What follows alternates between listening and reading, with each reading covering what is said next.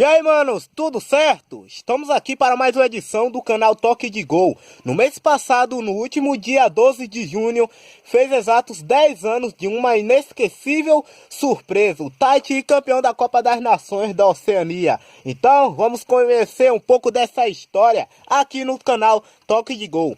Mas antes eu já peço a vocês, por favor, deixem um like, se inscrevam no canal e compartilhem o vídeo para ajudar o Toque de Gol a crescer. Uma das maiores surpresas do futebol de seleções concretizava-se há 10 anos atrás.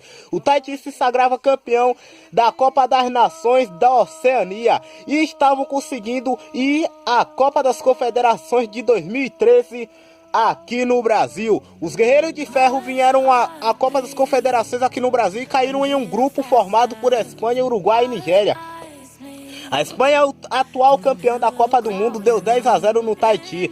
Na estreia, a Nigéria venceu por 6-1. O Uruguai deu 8-0 no Tahiti. Dois destaques da seleção do Tahiti: o goleiro Marinho, que fez uma defesa em um dos pênaltis cobrados por Soares no jogo de Tahiti e Uruguai.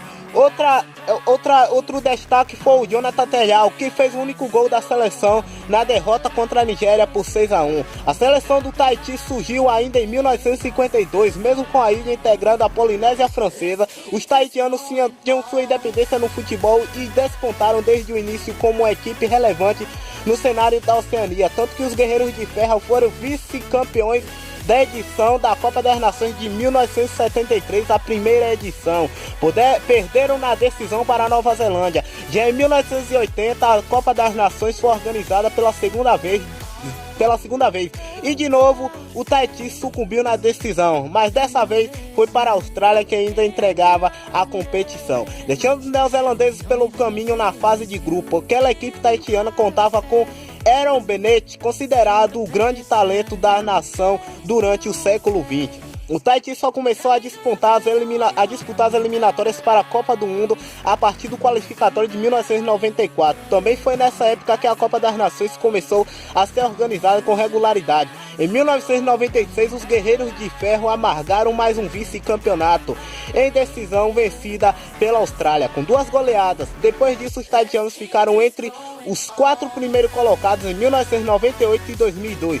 A ilha tinha a sua reputação no futebol da Oceania, mas não que isso rendesse lucros. A saída da Austrália rumo à FC em 2006 ao menos reduzia pela metade o número de adversários a ser batido. Ou seja, a partir de 2006, a principal pedreira da Oceania acabou se tornando a Nova Zelândia. Mas o Tahiti desde o começo já mostrou seu potencial. Havia sido vice-campeão da Copa das Nações da Oceania por 3 vezes, galera. E nas 5 primeiras edições, o Tahiti ficou entre os 4 primeiros colocados na Copa das Nações da Oceania. A Nova Zelândia conquistou a Copa das Nações em 2008, seu 4º título na competição. E não se imaginava algo diferente quando a nova edição teve início em 2012. Os All Whites tinham se classificados para a Copa do Mundo de 2010 e sem dúvida eram favoritos. Nomes como Shane Smith e Evan Velicic, além dos jovens Chris Wold e Tom Smith, eram o time a ser batido. De resto, as seleções menores se agarravam em heróis locais, como por exemplo Bethlehem Decay defendendo a Nova Caledônia, Roy Krisner defendendo as Ilhas Fiji, Harry Faroldo defendendo a seleção das Ilhas Salomão. Cam Jack era o destaque da Papua Nova Guiné. Já o Tahiti concentrava seu elenco entre os clubes locais, o Tafana e o As Dragon e o As Venus. Parte dos convocados até chegou a tentar sorte no futebol europeu, mas sem passar das divisões de acesso das categorias de base.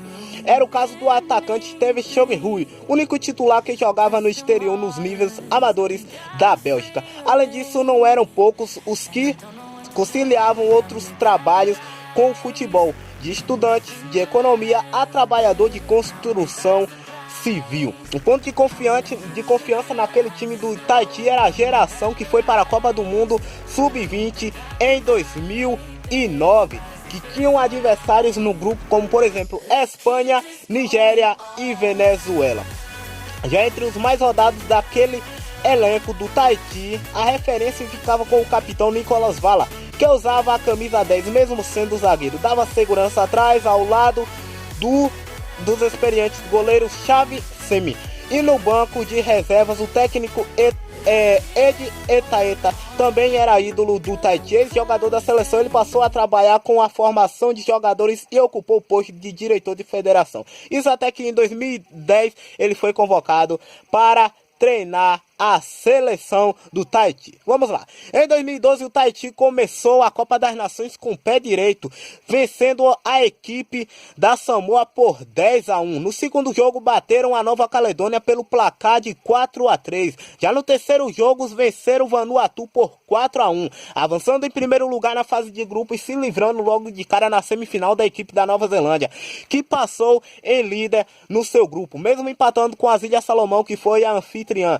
No outro grupo passou Nova Zelândia e Ilha Salomão. No grupo do Tahiti passou Tahiti e Nova Caledônia. Grande semifinal. O Tahiti enfrentou a seleção das Ilhas Salomão e venceu pelo placar de 1-0. No outro jogo, a Nova Caledônia venceram a equipe da Nova Zelândia por 2-0. Mais de 10 mil pessoas estiveram nas arquibancadas e nos barracos de Onaira, a capital das Ilhas Salomão, para ver o histórico Tahiti versus Nova Caledônia. Uma daquelas modestas seleções se sagraria como campeã da Oceania, mas foi melhor para os tahitianos, que se impuseram com o triunfo por 1-0. O gol saiu logo aos 10 minutos de jogo, num cruzamento desviado por Chang Hui, dominou sozinho e mandou uma sapatada no cantinho do gol. Os guerreiros de ferro seguiram melhores, com boas chances no primeiro tempo e um gol anulado no segundo tempo. Nova Caledônia cresceu, mas para o final,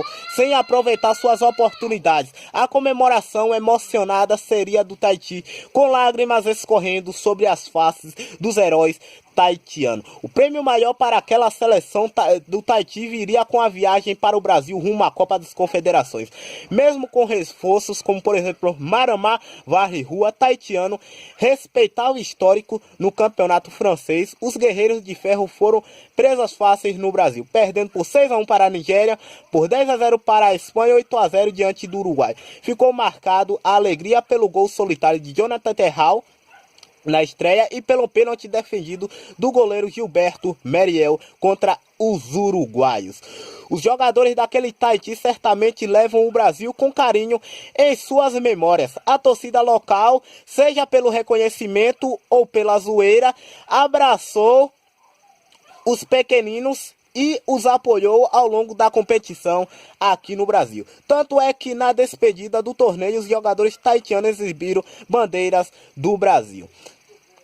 Bom, tiveram a chance de jogar em templos do futebol, medir forças contra algumas lendas do esporte. Foi esse o tamanho da oportunidade oferecida pela Copa das Nações. O título é grandioso pelo contexto local, mas se torna ainda maior pela experiência de vida garantida a uma equipe semi-amadora. Ficou para a história. Então, galera, este foi o vídeo, o histórico Tahiti, que se sagrou campeão da Copa das Nações da Oceania e veio disputar a Copa das Confederações aqui no Brasil. Galera, é isso. Até o próximo vídeo. Falou!